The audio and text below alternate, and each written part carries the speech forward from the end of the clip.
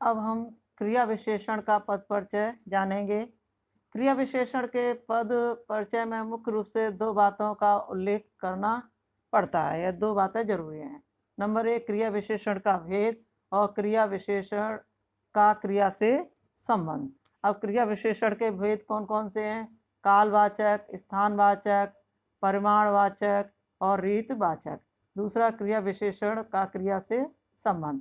तो हम इसका क्रिया विशेषण के पद परिचय के विषय में जानने से पहले हम पहले क्रिया विशेषण के भेद को जानें, तभी हम वहाँ पर समझ पाएंगे।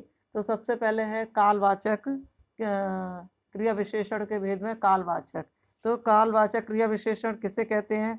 क्रिया होने के समय की सूचना देने वाले क्रिया विशेषण कालवाचक क्रिया विशेषण कहलाते हैं। जैसे नितिन अभी आया है, वह रोज पढ़ता है, सौरभ परसों आएगा। तो इसमें समय बताया जा रहा है, इसलिए ये क्रिया कालवाचक क्रिया विशेषण के उदाहरण हैं जो मैंने अभी आपको दिए हैं। अब इसमें दूसरा है, देखिए स्थानवाचक। स्थानवाचक कैसे होते हैं? कि क्रिया होने के स्थान पर दिशा का बोध कराने वाले क्रिया विशेषण स्थानवाचक क्रिया विशेषण कहलाते हैं। जैसे सालू कहाँ बैठी है?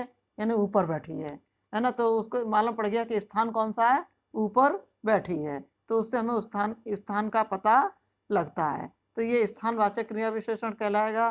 फिर है परिमाणवाचक क्रिया विशेषण।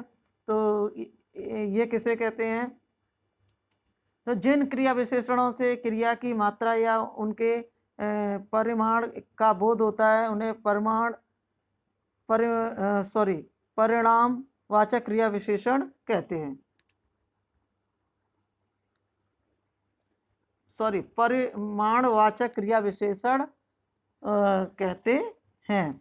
अब यहाँ पर देखिए, वह बिल्कुल थक गया, उतना खाओ जितना पचाओ, यानी उसकी एक मात्रा दी गई है कि तो इससे हमें ये पता लगता है कि ये परिमाणवाचक क्रिया विशेषण है, क्रिया की विशेषता बता रहा है। अब आता है रीतवाचक क्रिया विशेषण। जिन क्रिया विशेषण शब्दों से क्रिया के होने की रीत का पता चलता है, यानी तरीके का पता चलता है, उसे रीतवाचक क्रिया विशेषण कहते हैं। जैसे मैं आपकी बात ध्यानपूर्वक सुन रहा हूँ, यानी उस तरीके से सुन रहा हूँ ध्यानपूर्वक, मैं उसे भली बात जानता हूँ। तो ये क्या हो गया? रीतवाचक क्रिया विशेषण।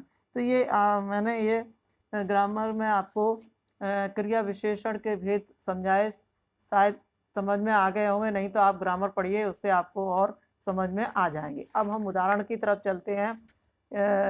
क्रिया विशेषण का पद परिचय कैसे हम देंगे, ये देखिए।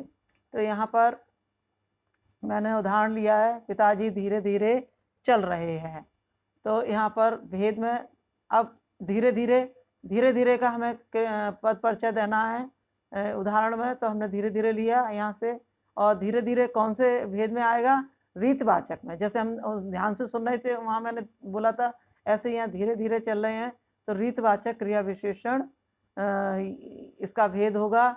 और चल रहे थे क्रिया की विशेषता बता रहा है। मैं दूसरा उदाहरण और दे करके समझाती हूँ। जैसे नीचे देखिए उदाहरण, हाय तुम कहाँ चले गए।